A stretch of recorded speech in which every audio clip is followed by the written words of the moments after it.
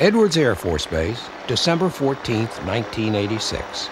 The Voyager begins to lumber down the long runway. Its attempt to fly around the world is beginning. Gina Yeager and Dick Rutan are in the tiny cockpit of this strange, flimsy craft.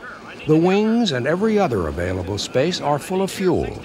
The wing tips begin to drag on the runway, grinding toward destruction. The Voyager's designer, Burt Rutan, doesn't know if the airplane will leave the ground or if it'll be controllable when it does.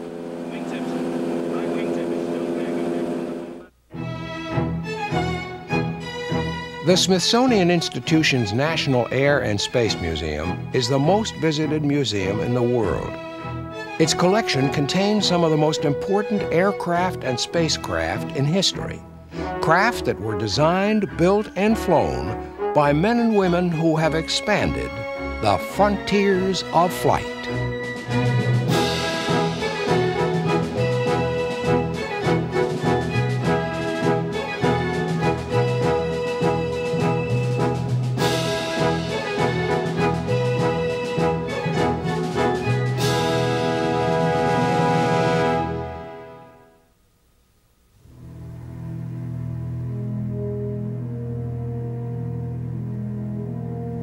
This is the Voyager, holder of the last major first in atmospheric flight.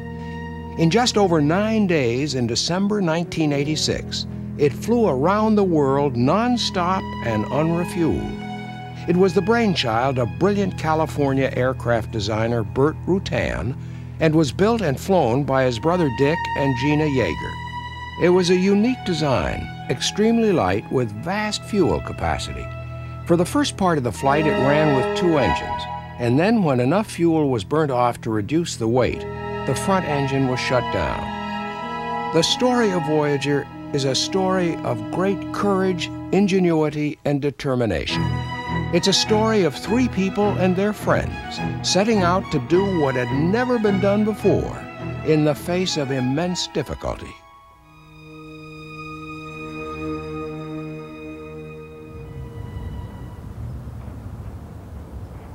Gina Yeager has always loved horses, and these days at her home in Northern California, she spends a lot of time with them.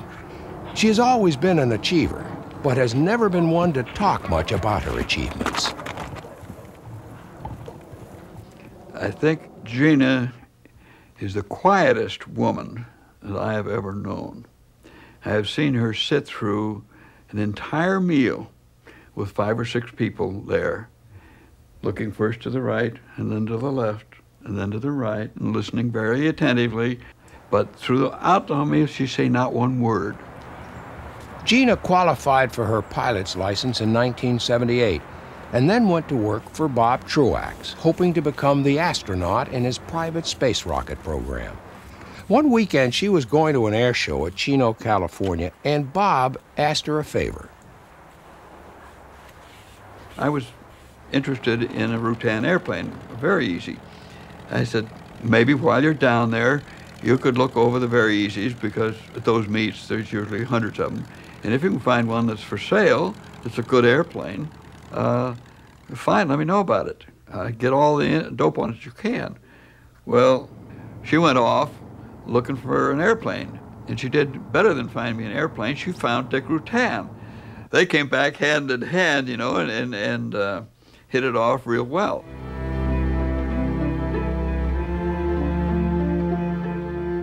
These are the windmills of Mojave, a small town in the desert north of Los Angeles.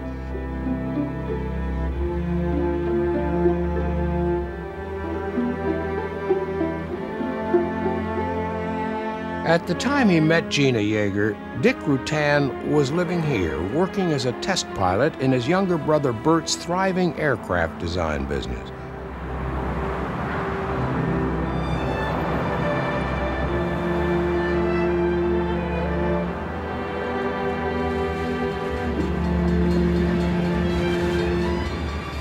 Mojave is a unique town. Just 100 miles from one of the world's great cities, it retains a kind of frontier quality. Its focal point is the Mojave Airport, not only because many Mojave residents love to fly, but because the airport is the economic hub of the town. The extraordinary feature of Mojave Airport is the dozens of perfectly flyable jet airliners parked on the far side of the main runway, stored by their owners in the dry desert air until they're sold or put into service.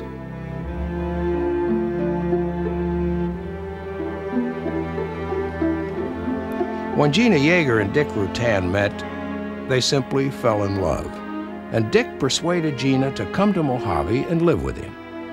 Eventually, they moved into a house on this street. Dick wasn't very happy working for his younger brother, and Gina wasn't happy sitting around waiting for Dick to come home from work. In 1981, Dick and Gina and their friends Mike and Sally Melville built two Long Easies, small, high-performance airplanes designed for home builders by Burt Rutan. When their Long Easy was finished, Dick and Gina flew it to several world endurance and distance records in the Long Easy's class. But Dick was looking for something more. As an ex-Air Force fighter pilot in Vietnam, he found working for his younger brother restrictive. Their temperaments are different. Dick is volatile and impulsive. Burt is deliberate and logical, and tempers his extraordinary inventiveness with caution. Dick tested his brother's designs and loved flying aerobatics at air shows around the country. This worried Burt. His whole business was based on the premise that he sold airplane designs for other people to build. He was concerned that other pilots who had built their own Rutan designs might try and emulate Dick, crash, and ruin the carefully established reputation of the Rutan aircraft factory.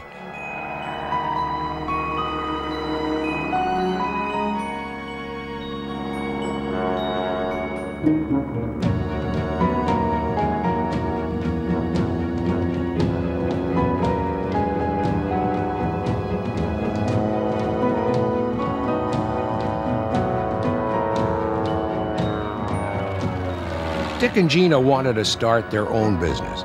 Dick thought they could produce airplanes designed by Burt and sell them, paying Burt a royalty. Burt's designs were based on the use of composite materials that gave great strength for very little weight. This gave the potential to carry larger than normal amounts of fuel. Burt has a very original mind. His work with composites like graphite, fiberglass, and aramid opened up a major new possibility. Once I started working with high-performance composites and realized that an airplane could be built with its structure weighing only 8 or 9% of the takeoff weight, and it could be at least 3/4 fuel. I did what amounts to a very simple equation, a calculation, and found out that it's possible to fly around the world on refuel. In the meantime, Dick's idea of forming a company with Gina to produce Rutan-designed airplanes had developed. In 1981, Dick and Gina took Burt to dinner to ask him to design a competition aerobatic airplane that they could sell. Burt wasn't interested. Pretty much to appease him and Gina, she was there too. I said, listen, why don't you do something else that'll keep you busy for a couple of years? Why don't I design an airplane for you that can fly around the world non-refuel? Now, up until this time, they had set world distance records in the Long Easy, for example. And they really liked doing that sort of thing. And that spark right there launched them, essentially. I did draw the configuration on this napkin, and what really was the kickoff is they decided themselves to do it. No plans on how to get money, how to do it, but just to do it. I had a configuration that I drew for them there that would not have done the flight. In fact, it would have been a hazard to fly. But anyway, I told them, I think I can do this. And the interesting thing is they never asked me to prove it to them. They, over the next year and a half, went out and tried to get money so that they could get it built. I had agreed with them on that date to design it, but not to build it. my brother took this hunch of mine, really, and a little bit of analysis, and he went out and tried to find $1 million. Finding a benefactor to put up money to finance the building of a round-the-world airplane wasn't easy. Dick and Gina covered many miles and knocked on the doors of many wealthy and successful American business people.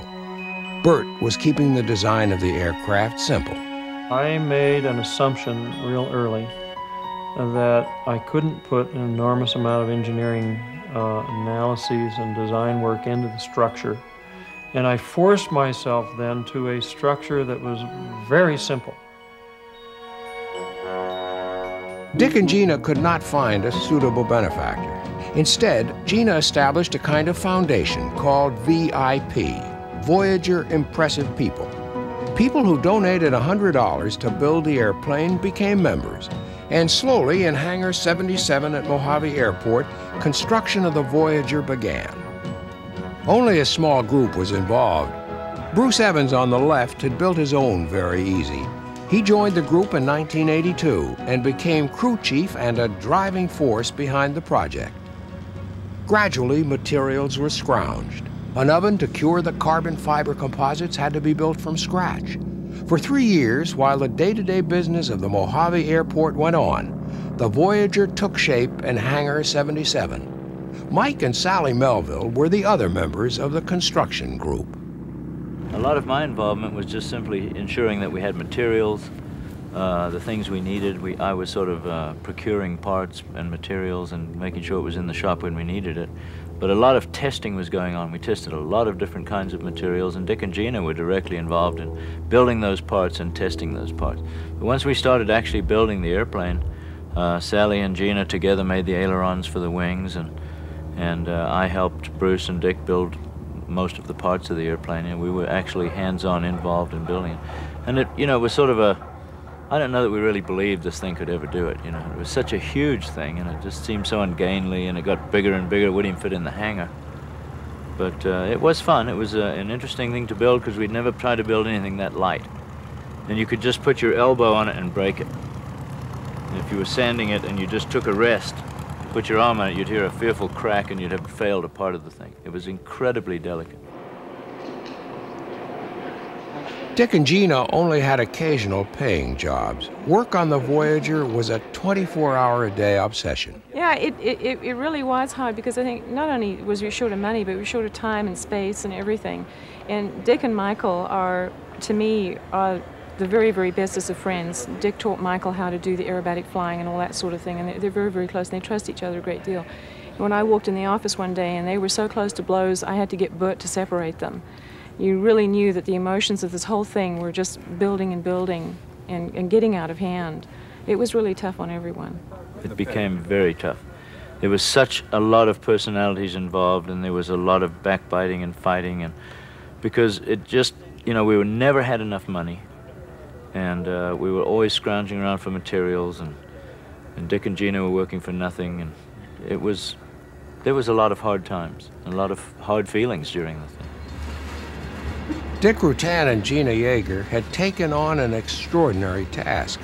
They were building an airplane that would weigh empty only 939 pounds. Fully loaded with fuel, its total weight would be 9,694 pounds, and they hoped to fly it around the world.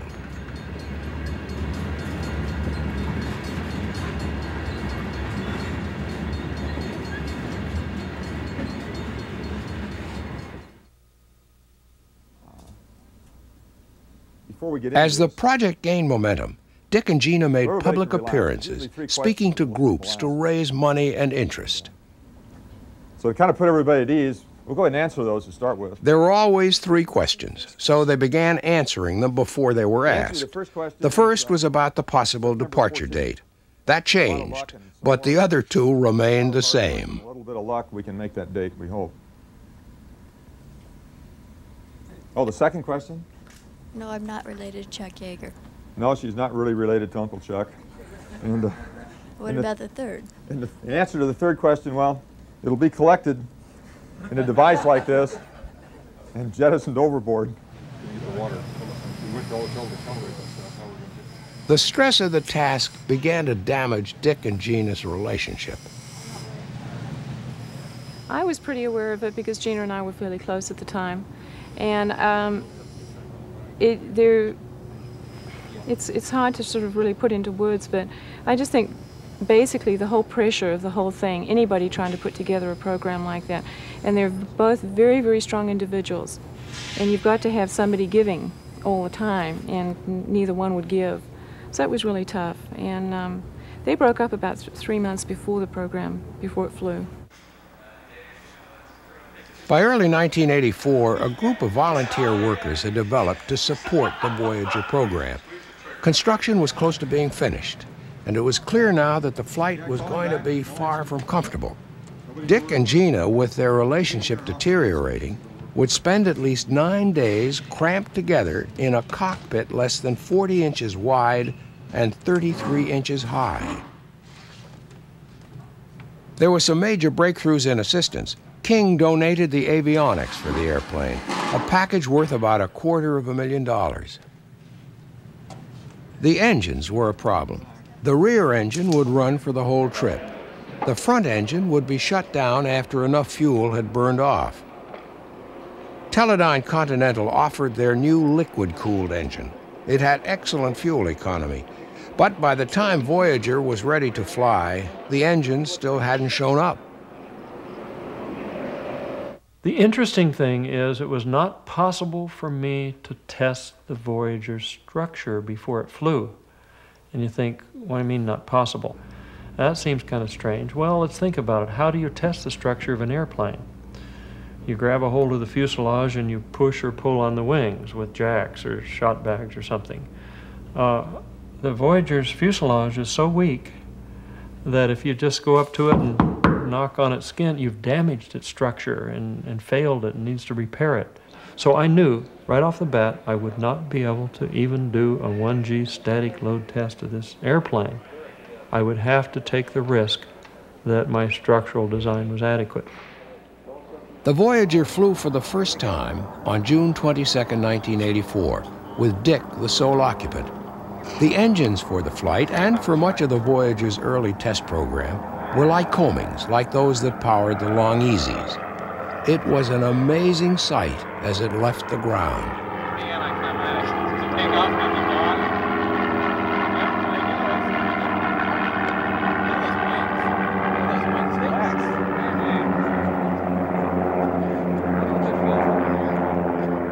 You know, an airplane looks like it flies, and flies like an airplane. This one looked more like a sailing ship. It looked like it was a sailing ship or a yacht sailing through the sky rather than flying. You didn't get the impression that it was flying due to its engines. You got the impression it was just sailing along due to the currents of the air.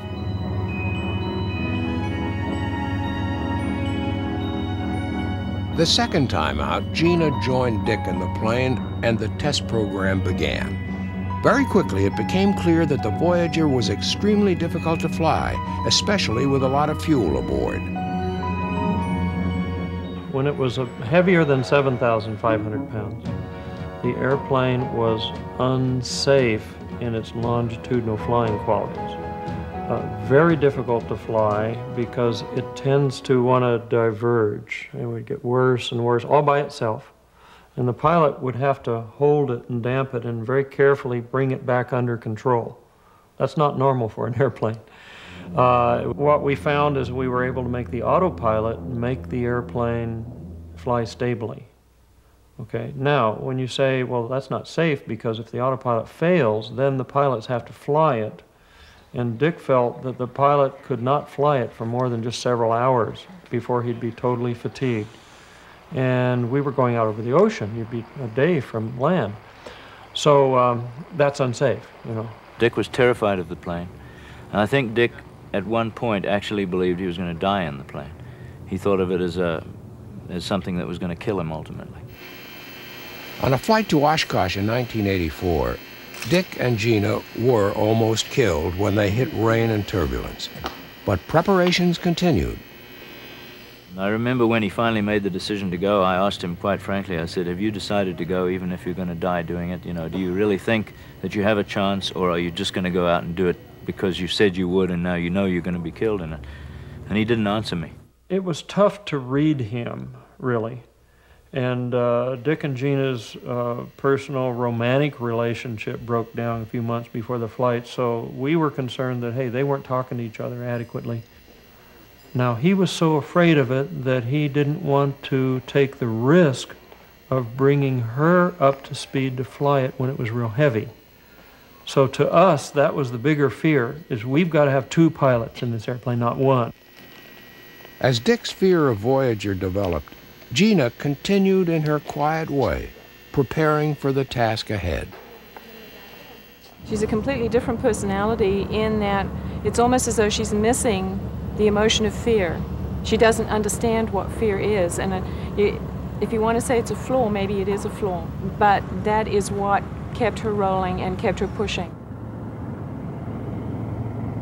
But Gina's time at the controls, especially with the plane heavy, was limited. Gina had very little time flying the airplane. So we knew that, hey, Dick's got to sleep sometime. That was a major sore point, difficult issue. Dick, you've got to have Gina fly the airplane while you sleep. It hadn't happened, you know. In July 1986, they had one long flight of 4.5 days, covering almost 12,000 miles and setting a world closed course distance record. Now in December, they waited for a weather window that would allow them to tackle a task of much greater magnitude, the flight around the world. On the morning of Saturday, December 13th, 1986, it came. Dick and Gina had used their friends and new friends and volunteers and people waving the flag and supporting hundreds of people. And they weren't able to say to those people, we chicken out. The other big concern was the mechanical reliability of the airplane. We had a flight plan that showed 225 hours, one flight. The vast majority of it not being anywhere near an airport or land, for that matter. We had an airplane that had flown total over 2.5 years time period, a total time of 300 and some hours. During that 300 hours, we had at least 7 emergencies. And at least 4 or 5 of those, the airplane had an emergency such that it could not maintain altitude. It must land immediately. And we're planning one flight for 225 hours. On the morning of December 14th, Voyager would be loaded with 15% more fuel than it had ever carried before. It was unknown territory. We didn't know on the world flight morning whether, we knew the airplane would be unstable. We did not know if it would be controllable. The day before, Voyager had been flown from Mojave to the takeoff point, Edwards Air Force Base. Now on the tarmac at Edwards, the engines are fired up.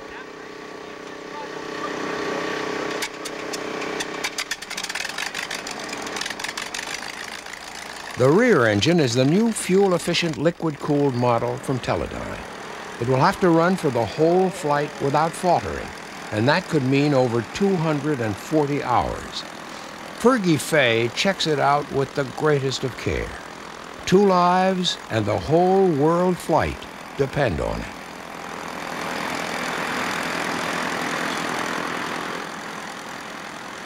It's a cold morning. Bruce Edwards, the crew chief, signals Dick to start the front engine. It also comes from Teledyne, a well-tried, air-cooled model that will be shut down after 3 or 4 days when enough fuel has been burned off. Bruce Edwards places the bubble canopy over the cockpit. Dick and Gina are now sealed inside, their personal differences forgotten, focused on a task that will confine them to this tiny airborne cell for almost 10 days. The wings double as fuel tanks. They're flexible and filled to capacity are very heavy. They are lowered from the supports to takeoff position, dangerously close to the ground. It's time to move out to the Edwards runway for one of the most dangerous flights in history. They realized very clearly that there was an enormous risk to their lives. I would think, if you really look at the details of what risks we took with Voyager, the chances of a fatality were much higher than any of these other programs.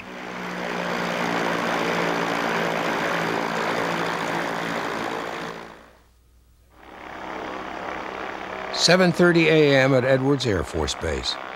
The December morning is cold, and ice keeps forming on the wings. They have to be continually defrosted. The Voyager's designer, Burt Rutan, sits in his twin-engine Duchess with pilot Mike Melville. They will follow Voyager through takeoff and the first 4 hours of flight. At 8 a.m., Edwards Tower gives the all clear. Clear way to take off. Okay. Clear to take off. Push it up, Nick. The takeoff roll begins. Takeoff speed is around 90 knots, and a speed of 100 knots is critical for Voyager to climb with the full fuel load.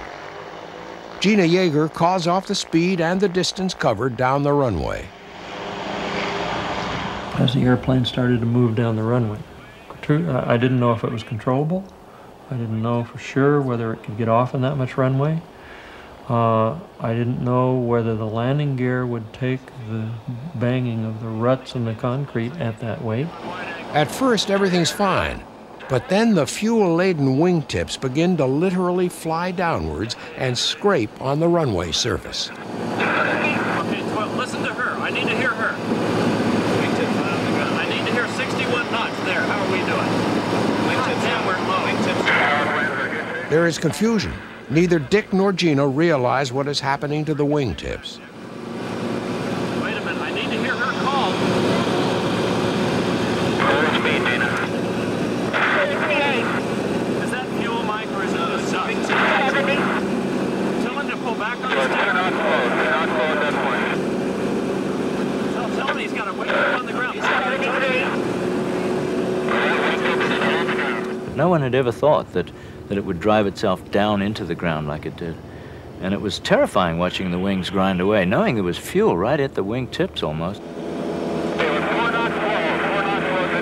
back on the stick, Dick. Pull back on the stick. It was so frightening. And hearing Gina's voice come out, she was counting the 100 yards as they were going, and it was just this real steady, almost monotone voice. I was thinking to myself, how can she do this? You know, I mean, unbelievable. Oh, he's got 3 knots and he's got 4,000 feet to go. 87. Still taking. And the wings come. He's gonna go. 90. Holy cow! Come on,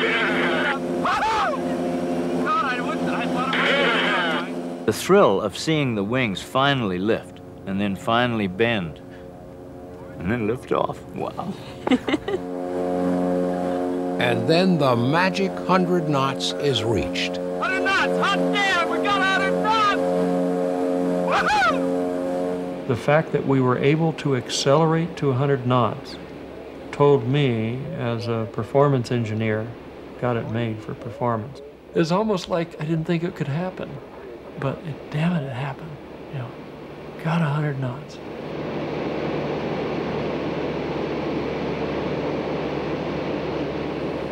Voyager is off the ground and climbing. Now it's time to assess the damage to the wingtips. Right winglet has failed. Just a minute. Okay. Now, don't abort him. Don't abort him. Well, let's get a good look here. The winglets, devices for increasing the efficiency of the wings, have been damaged. The undersurface of the wing has been ground away, revealing the foam underneath. The wingtip deflection looks about as predicted. Burt Rutan carefully examines the airplane and faces the decision of whether or not to abort the flight. The damage to both wingtips doesn't seem to have caused any fuel leaks or any vents to be blocked, but it's clear that the winglets themselves will come loose and cause drag. They will have to go, somehow. Foam is all there. Yeah, he'll probably lose it. Should we try to knock it off? Oh, we run. Right then as fast as the airplane will ever go from this distance. This is our maximum speed. And we can easily knock it off. No.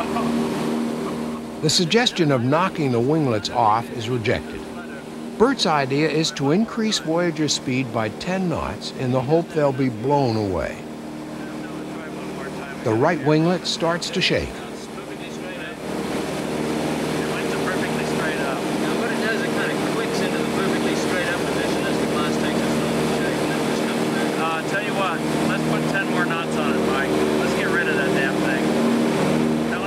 But there's no need for any intervention.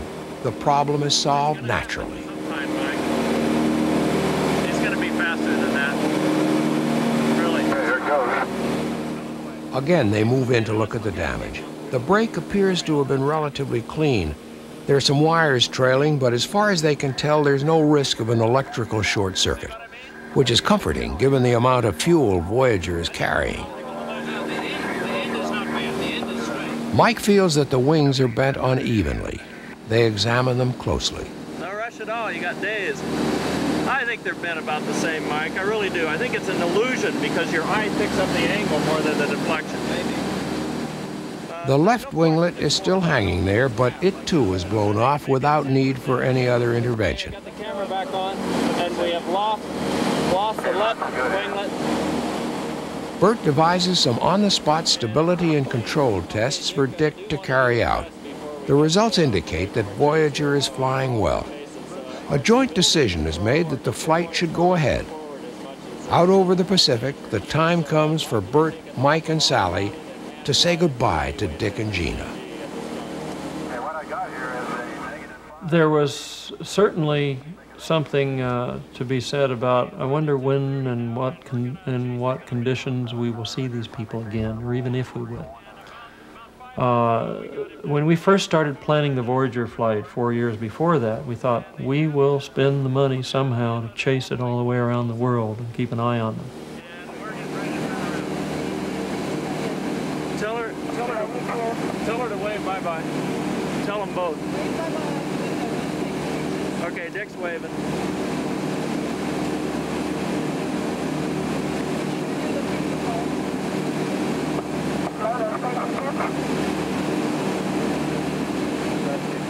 It wasn't planned that we would turn them loose like that.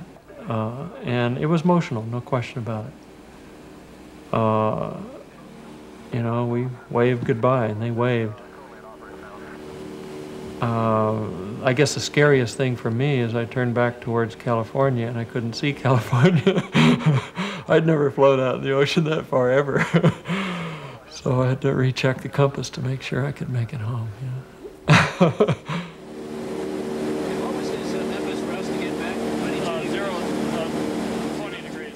As Bert Rutan turned for home, behind him, heading out into the Pacific, were a man and a woman whose lives depended on the airplane he had designed to carry them both around the world.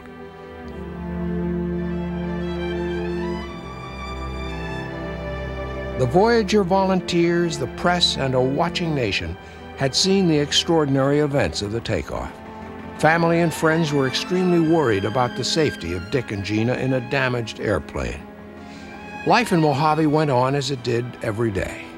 But in a trailer parked outside Hangar 77, a round-the-clock vigil began. The Voyager volunteers, including experts on weather, engines, fuel, and satellite communication, settled down for a long period with no rest, in which they'd give whatever help they could to get Dick Rutan and Gina Yeager safely around the world.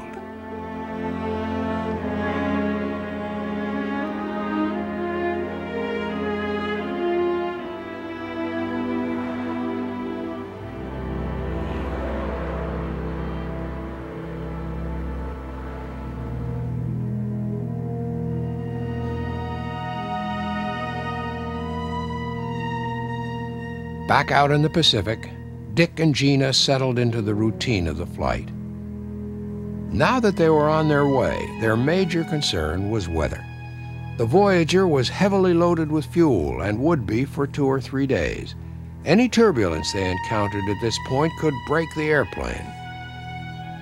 The wingtips were another psychological factor they had to come to terms with. No matter how strongly Bert may say there was no problem, they looked bad, and the airplane wasn't designed that way.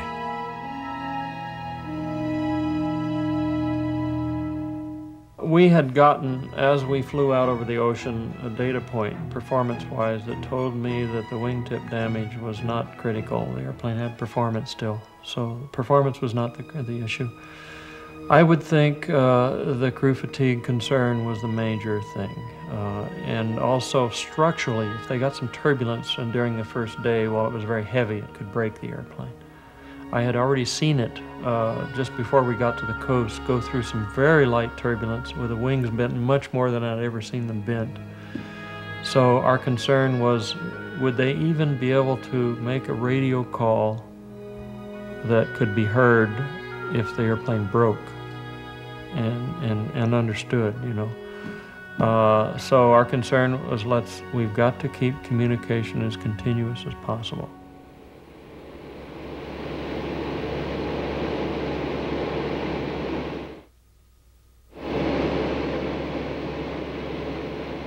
When daylight came the next morning, Dick was still at the controls. He had been sitting in the seat for over 24 hours. The Voyager had a small side hand control like a fighter plane's on the right of the cockpit.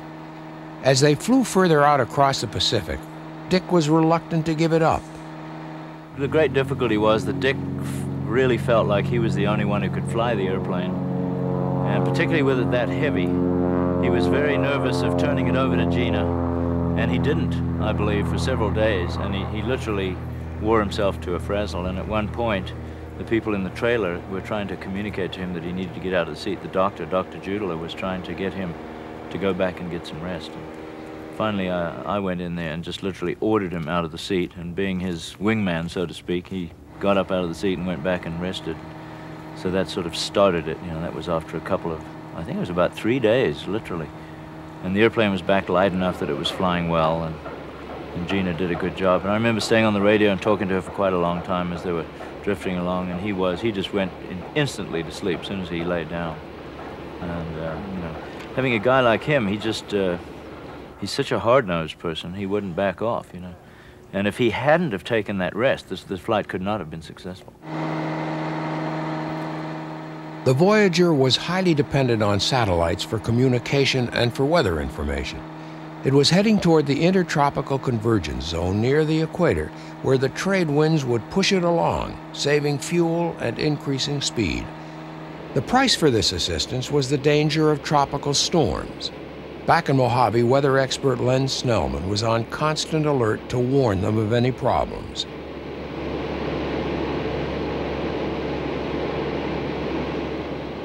As the days droned by, radio communication with the trailer parked outside Hangar 77 became increasingly important. We spent a lot of time on the radio trying to talk them into doing the right things, or trying to do what we thought were the right things, and trying to provide them with weather that was meaningful. And it seemed so ridiculous. They were out on the other side of the Earth, the planet Earth, looking at the weather, and here we were looking at photographs and things and getting information from Len Snellman and the weather people and passing it on to them. And you felt sort of ridiculous. He was, you know, miles, thousands of miles away, telling them something they could see for themselves. It became apparent that the airplane, there was something wrong. If we look at the fuel flow data to the engines, it looked okay. It looked on speed. You know, right at any given time, we could see that he's burning 8 gallons an hour, for example. That was good data, and it was favorable. But if we look at what was supposed to be our way of determining how much fuel there was in the engine or in the airplane, and that was, as we pumped it into this header tank, we measured it going in. And then we knew how much was in the header tank. So by measuring how much we took out of each tank, we knew how much was in each tank, and therefore knew how heavy the airplane was, how much fuel it had. Those numbers didn't agree. Those numbers said, we got a problem, we're using too much fuel. It was alarming information. It threatened the success of the flight. And it also caused some hard feelings between Bert and Dick Rutan. Dick was flying higher than he should have. He was flying, he was going around weather. He even turned back once. He circled once, and he had to richen the engines, and he ran the front engine much longer than we thought was going to be needed. And we were thinking that he was flying the airplane sloppy and using too much fuel. That kind of opinion wasn't calculated to keep Dick calm and contented. With the crew becoming more and more fatigued, discretion was essential. There were times during the flight in which it was deemed by the doctor and by everyone else, talk to them. They've got to be talked to. They're bored to where they need someone to talk to. They need emotional support. They need encouragement. Get on the radio. Everybody get in there and talk to them. There were other times during the flight when the word was they're extremely irritable. Don't talk to them. I think one of the most constructive things we did was keep Bert off the radio, because he would immediately become very technical and very logical or whatever, and it just wasn't a time for that. And he and Dick would start fighting, so after a while we took him in the office and kind of pounded on him and stay away, go home, do whatever, but stay off the radio. Approaching the Philippines, a major problem occurred. The autopilot, essential to the Voyager's flyability, failed. Gina had to work her way under the instrument panel to wire in the backup system, while Dick continued to fly the airplane.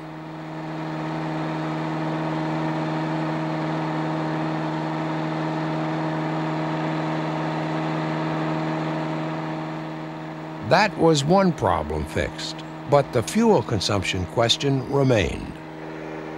We studied the data of the fuel flow indication, and we studied the fuel system, and what was interesting was simultaneously on board the airplane and on the ground, we both figured out what was possibly happening there. And then Dick saw the bubbles running backwards very slowly in the fuel line, and sure enough, we were sending fuel back to the fuel tanks that was not being measured. Now, wonderful news. We've got more fuel than we think we do. Bad news. Nobody knew how much. But that was the least of Dick and Gina's worries. They had reached one of the most critical stages of the journey. They were 5 days into the flight. The front engine was shut down and Gina was at the controls. They were approaching Africa. Since the beginning of the flight, their weather expert Len Snellman had been saying that Africa's weather would be impassable. And at the point the Voyager was crossing, there was political turmoil on the ground. There was a real possibility of a SAM missile or a stray bullet bringing the journey to an end. And then the climb began. For most of the journey, Voyager had been flying at about 10,000 feet. Now they were forced to double that altitude to avoid the high mountains in front of them. Back in Mojave, the weather people watched great storms forming in the Rift Valley and passed on directions for avoiding them. But Dick took his own direct route across the north side of Lake Victoria, trying to avoid the storm clouds. They climbed to 20,000 feet, and at one point, Gina passed out from lack of oxygen. Dick thought she was dead. He began to have hallucinations of his own. To gain altitude, they'd had to restart the front engine. With 2 engines running, the noise was deafening. The electronic noise cancellation system had failed early in the flight, and the only things that saved them from permanent hearing loss were the form-fitting headphones that blocked out the worst of the sound waves. Africa was a nightmare, but once past the mountains, they began to descend, and as they crossed the coastline and headed out into the Atlantic, the hard-nosed Dick Rutan found himself weeping. But after 6 days of constant noise, lack of sleep, equipment failure, and confinement in a space the size of a phone booth, they were still only 2/3 of the way around the world. And then the weather struck. They were in the middle of a thunderstorm. It took hold of the Voyager and began to roll it over. There was nothing Dick or Gina could do. Then suddenly, they were through the storm, and Dick had to use all his fighter pilot skill to bring the Voyager back to straight and level flight. There'd been some bad moments for Dick during the flight. At high altitude over Africa, he'd hallucinated that the instrument panel was bulging, about to explode outwards. Now, off the coast of South America, extreme fatigue drove him to his lowest point. He could no longer recognize the instruments. Gina took over. After 3 hours sleep, Dick was okay, and he was back in the seat when the next disaster struck. Flying up the Mexican coast, a fuel pump failed. When the back engine quit, the last night out, and the airplane started to go down, we stopped being able to communicate with them. And I remember I was talking on a microphone, and they disappeared, and I thought, well, that's it, I'm not going to see them again. And I knew all he had to do was pull the nose up, and fuel would flow back to the engine, and he knew he had to keep the nose down to keep the speed, the wind blowing the propeller around. So it was a real conflict, and we argued a little bit about that. And then when the front engine started, he immediately pulled the nose up, and the back engine started, and then they started coming back. Now they needed just 28 gallons of fuel to fly home. But to get it, they had to replumb the fuel pumps. Gina got the tools together and cleared the space for Dick to make the switch. He was worried that there might be some stray fuel lying around and a spark could ignite it. There was a maze of plastic tubing, and Gina held a flashlight while Dick moved a line from one pump to another. But when they finished, it didn't work. Then they remembered another valve. They changed it, and fuel started to flow again.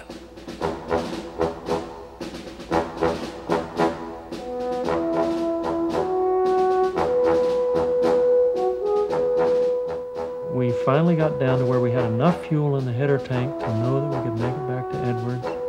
Just enough. We were sucking little bits of fuel out of where we could find them, bringing the level up to that magic 13 gallons that we needed in the header tank to get home. And as soon as that happened, enormous relief, the airplane was going to make it. Bert Rutan and Mike Melville flew out in the dark morning to meet the Voyager and welcome it home. We made a turn, and we looked over there, and we saw a flashing beacon. And we said, we think that's you. Turn off your beacon light. And they did, and it went off. So now turn it back on. And for some reason, we just all broke down in tears. It was really something. It's really something. Old Showman Dick showed up at the last time after all this of being exhausted and what they'd been through. Here comes Showman Dick with the velvet arm. He has to do a low pass, and then he has to do another one, and we're going, come on, Dick, land it. Just get on the ground. Forget it. That's right.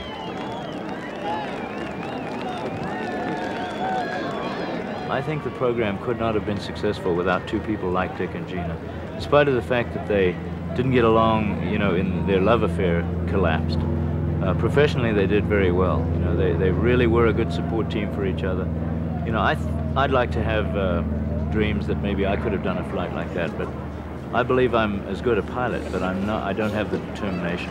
And I think that, I doubt that Dick even has the full determination. I think it was Gina that had the absolutely unstoppable determination that she was going to do this thing, and she didn't care if she died trying. That was what she was going to do.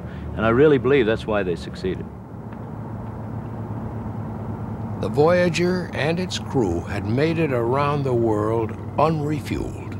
No one had even come close before. Dick and Gina went their separate ways, and the Voyager was presented to the National Air and Space Museum.